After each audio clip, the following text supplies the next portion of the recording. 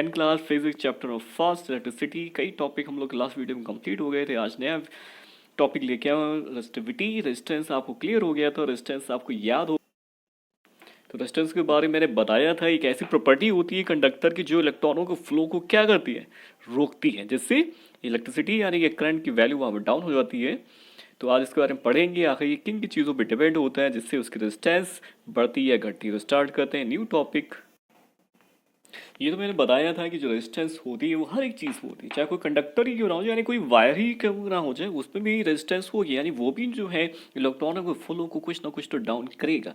लेकिन कुछ हमारे मेटल्स ऐसे होते हैं जिसमें बहुत ज़्यादा हाई रेजिस्टिविटी होती है, यानी बहुत ज़्यादा रेजिस्टेंस होती है, वो स्पेशली रेजिस्टेंस की जगह यूज़ होते हैं। यानी कहीं पर स्पेशली अगर जो है करंट कम करना होता है, यानी फ्लो ऑफ द इलेक्ट्रॉन्स कम करना होता है, वहाँ पे उसको यूज़ करते हैं, जिससे इलेक्ट्रॉनों का फ्लो डाउन हो जाता है, जिससे वहाँ पे करंट की वैल्यू कम हो जाती है।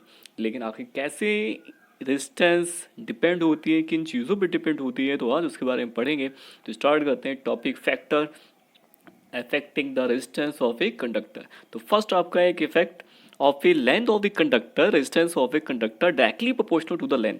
तो याद रखिएगा कोई भी कंडक्टर अगर होगा तो उसकी लेंथ पे डिपेंड होगी उसकी रेजिस्टेंस। अगर लेंथ ज़्यादा हो जाएगी तो वहाँ पे रेजिस्टेंस भी ज़्यादा हो जाएगी, डायरेक्टली प्रोपोर्शनल हो रही है। एग्जाम्पल दिया था मैंने लास्ट वीडियो में भी, जैसे फॉर एग्जाम्पल किसी बैटरी से अगर आप किसी वायर से जोड़ कोई आप बल्ब जलाते हैं, अगर आपने बल्ब वायर की लेंथ ज़्यादा कर देंगे तो आप देखेंगे ये कि बल्ब आपको इतना तेज़ नहीं जलेगा। क्यों नहीं जलेगा? क्योंकि वहाँ पे लेंथ बढ़ने से उस वायर में जो रेजिस्टेंस थी उसकी रेजिस्टेंस की वैल्यू इंक्रीज हो गई लेंथ बढ़ने से, जिससे वहाँ पे the flow of the electron down हो गया, तो उससे करंट की वैल्यू भी कम हो गई, जिससे वो उतना तेज़ नहीं जला, इतना तेज़ जलना चाहिए था।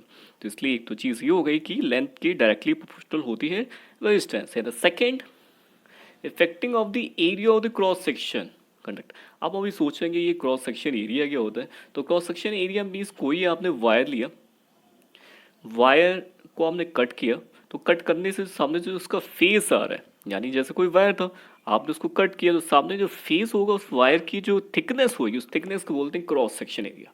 तो दो टाइप के वायर होते हैं, एक तो थिक वायर होता है, एक आपका थिन वायर होता है। तो होता है क्या चीज़ें हम लोग जानते हैं कि मैंने आपको बताया ना अभी कि रेजिस्टेंस मीन्स इलेक्ट्रॉन के फ्लो को वो क्या करेगी, डाउन करेगी।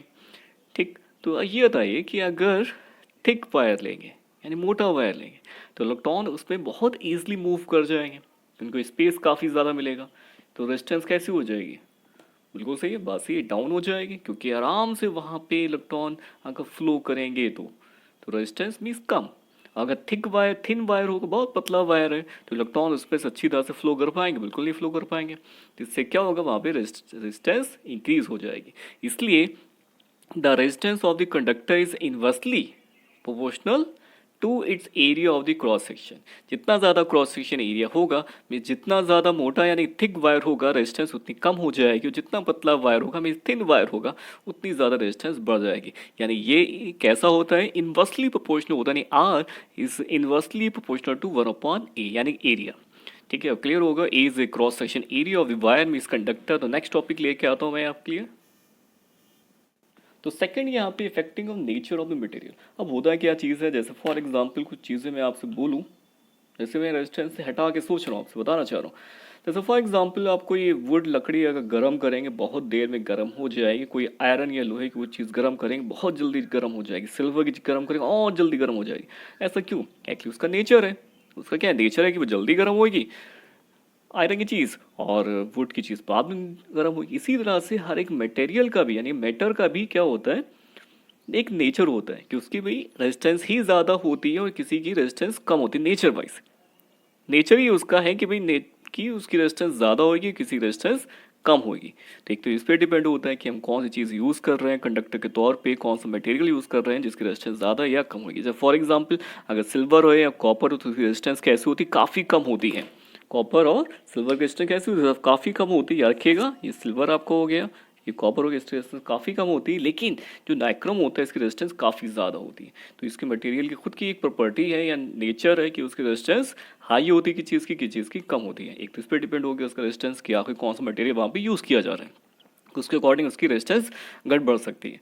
तो अगला चीज़ आती है effecting of the temperature. Temperature में भी जो है उसकी रेजिस्टेंस इंक्रीज और डिक्रीज होती है। कहाँ पे इंक्रीज कहाँ पे डिक्रीज, तो यहाँ पे the resistance of the pure metal are the directly proportional to the temperature. Temperature increase होगा तो रेजिस्टेंस बढ़ेगी, और अगर टेम्परेचर डाउन होगा तो रेजिस्टेंस भी डाउन हो जाएगी। तो आपको क्लियर हो गया होगा 4 पॉइंट से 4 पॉइंट आपको क्लियर हो गए। अब स्टार्ट करते हैं new topic, is a most important topic for the exam, resistivity. तो नेक्स्ट टॉपिक जो हमारा है रेजिस्टिविटी, सबसे मेन टॉपिक है ये, बिल्कुल फैक्टर अफेक्टिंग रेजिस्टेंस से ही डिपेंड है, उसी पे डिपेंड है टोटली। तो इसमें क्या है, the resistivity of the substance is the characteristic of the property, it is not depend on the length thickness substance, it is depend on the nature of the substance and the temperature. तो ये जो होता है resistivity क्या चीज, उसके nature पे depend होता है कि आखिर कौन सा मटेरियल वहाँ पे यूज किया जा रहा है। तो हमने बोला था भी, आप बताया था हर एक मटेरियल का अलग अलग रेजिस्टेंस होता है, तो उसी को रेजिस्टिविटी बोलते हैं। उसका जो नेचर टाइप से जो रेजिस्टेंस निकल के आएगा, उसके नेचर पे जो रेजिस्टेंस निकल के आएगी। जब फॉर एग्जांपल आपने 2 वायर लिए, सेम लेंथ के लिए हैं, सेम क्रॉस सेक्शन के लिए हैं, तो आपने दोनों पे नोटिस किया कि एक की रेजिस्टेंस ज़्यादा आ रही है, दूसरी की रेजिस्टेंस कम आ रही है। तो ये किस चीज़ पे डिपेंड हो, लेंथ तो सेम ली मैंने, क्रॉस सेक्शन एरिया भी सेम लिया, लेकिन तब भी एक की चीज़ की रेजिस्टेंस ज़्यादा आ रही है, एक की चीज़ की रेजिस्टेंस कैसे कम आ रही है। तो वो किस चीज़, उसके नेचर पे डिपेंड है कि नेचर वाइज वो जो है इलेक्ट्रॉनों को फ्लो को डाउन कर रहे हैं, वो नेचर वाइज इलेक्ट्रॉनों को फ्लो के डाउन नहीं कर रहे हैं। उसका नेचर ही है मटेरियल का, इसी नेचर को मटेरियल को क्या बोलते हैं, रेजिस्टिविटी बोलते हैं। ये किस पे डिपेंड होता है, सिर्फ उसके नेचर पे डिपेंड होता है और उसके टेम्परेचर पे डिपेंड होता है, उसकी थिकनेस पे डिपेंड नहीं होता है। लेकिन फिर भी एक फिगर में दिखाना चाह रहा हूँ यहाँ पे कौन सा मटेरियल कौन कौन से कितनी कितनी रेजिस्टिविटी होती हैं। तो फिगर दिख रही है आपको यहाँ पे, सबसे ज़्यादा जो है रेजिस्टेंस आपको किसकी दिख रही है, सबसे ऊपर से देख लेते हैं, सिल्वर पे आते हैं। कंडक्टर यहाँ दे रखे हैं, सिल्वर कितनी है 1.60 10⁻⁸ ओम मीटर दे रखी है। ऐसे कॉपर एल्यूमिनियम तो डाउन ये इंक्रीज लेवल में दे रखी है, जितने नीचे आते रहेंगे उसकी जो रेजिस्टिविटी बढ़ती रहेगी। नाइक्रोम की सबसे ज़्यादा रेजिस्टिविटी होती है। तो ये रेजिस्टिविटी आपको क्लियर होगी किसकी ज़्यादा है किसकी कम होती है, कैसे फाइंड आउट की गई होगी, ये भी आज फॉर्मूला सीखेंगे, ठीक है। तो इसके सेमीकंडक्टर होते हैं, इंसुलेटर होते हैं, इंसुलेटर बहुत ही ज़्यादा हाई रेजिस्टिविटी होगी, क्योंकि वो तो बिल्कुल कंडक्ट ही नहीं करते हैं सही से, ग्लास से इलेक्ट्रिसिटी कहाँ कंडक्ट करेगा, क्योंकि बहुत ज़्यादा हाई रेजिस्टिविटी होती है। तो सिल्वर सबसे कम रेजिस्टिविटी, तो याद रखिए, कॉपर सेकंड नंबर पे, थर्ड एल्यूमिनियम पे। इसलिए ये ज़्यादा चीज़ें जो हमारी यूज़ होती हैं किसमें, इलेक्ट्रिसिटी में कंडक्टर के तौर पर, यानी वायर के तौर पर यूज़ होती हैं। लेकिन सिल्वर यूज़ नहीं करते क्योंकि बहुत ही महंगा पड़ जाएगा, इसलिए कॉपर और एल्यूमिनियम ही यूज़ किया जाता है, ताकि उसकी जो रेजिस्टिविटी होती है थोड़ी डाउन होती है, ताकि वो अच्छी तरह से जो है करंट को वहाँ पे कंडक्ट कर सके। तो ठीक है, स्टार्ट करते हैं। नेक्स्ट आपका यहाँ पे इसका फॉर्मूला, आखिर मीन्स ये वैल्यूज़ कैसे फाइंड आउट हुई है, इसका भी फॉर्मूला होता है। तो फॉर्मूला बताता हूँ क्या होता है इसका। तो इसका ये फॉर्मूला जो है बनाया गया है, कैसे बना है, it is had found by the known, तो क्या क्या जानते हैं, तो रेजिस्टेंस से ही इसका फॉर्मूला बना है किसी भी मटेरियल का रेजिस्टिविटी फाइंड आउट करने के लिए। अब सोचेंगे रेजिस्टिविटी क्यों फाइंड कर रहे हैं, तो उसका नेचर होता है। एक्चुअली किया क्या गया है, इस 2 मैटर में लिए material, same length same cross section area पे, तो उनकी देखी गई है कि आखिर रेजिस्टिविटी कितनी होगी। तो उसके लिए फॉर्मूला चाहिए होगा कि आखिर उस टाइम उसका क्रॉस सेक्शन एरिया कितना है गिवन मटेरियल का, उसकी लेंथ कितनी है गिवन मटेरियल की, उसके अकॉर्डिंग उसकी रेजिस्टेंस कितनी आएगी, उसी को रेजिस्टिविटी बोलेंगे। तो वो यहाँ पे निकाली जा रही है। तो कैसे निकालें, हम लोग जानते हैं कि किसी की भी रेजिस्टेंस जो होती है डायरेक्टली प्रोपोर्शनल टू एल होती है, और इनवर्सली प्रोपोर्शनल होती है एरिया। ये 2 चीज़ें हम लोग जानते हैं, पीछे पढ़ चुके थे। तो R is directly proportional to L and R is inversely proportional to ए।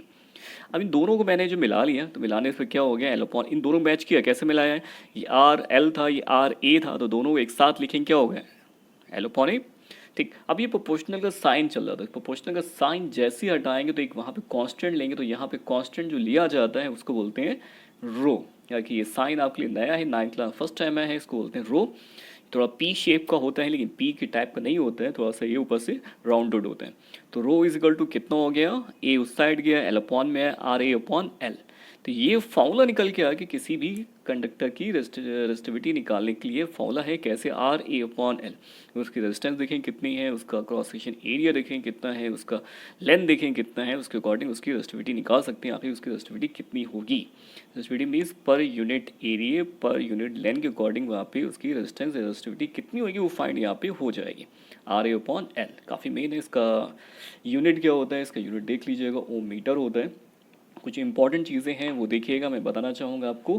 जैसे silver metal is a best conductor of the electricity because it is a low resistance. यहाँ रखिएगा, काफ़ी एग्जाम में पूछा जाता है, इसकी रेजिस्टिविटी काफ़ी लो होती है, इसलिए सिल्वर मेटल सबसे बेस्ट कंडक्टर होता है। लेकिन इलेक्ट्रिसिटी में यूज़ नहीं कर सकते, क्यों, बहुत ज़्यादा कॉस्टली होगा। इसलिए कौन से यूज़ किए जाते हैं, कॉपर और एल्यूमिनियम ही यूज़ किया जाता है। क्यों, ये अच्छा कंडक्टर भी है, रेजिस्टिविटी भी कम है और लो कॉस्ट है। ठीक है, काफ़ी एग्जाम में ये 1 मार्क या 2 मार्क में पूछ लेते हैं कि कॉपर आखिर जो है क्यों इलेक्ट्रिसिटी में जो है इलेक्ट्रिक वायर की तरह यूज़ किया जाता है। तो इसलिए यूज़ किया जाता है क्योंकि इसकी काफ़ी लो रेजिस्टेंस होती है, रेजिस्टिविटी होती है, काफ़ी लो कॉस्ट होती है। तो ठीक है, स्टार्ट करेंगे नेक्स्ट वीडियो नया टॉपिक के साथ। ये आपको क्लियर हो गया होगा।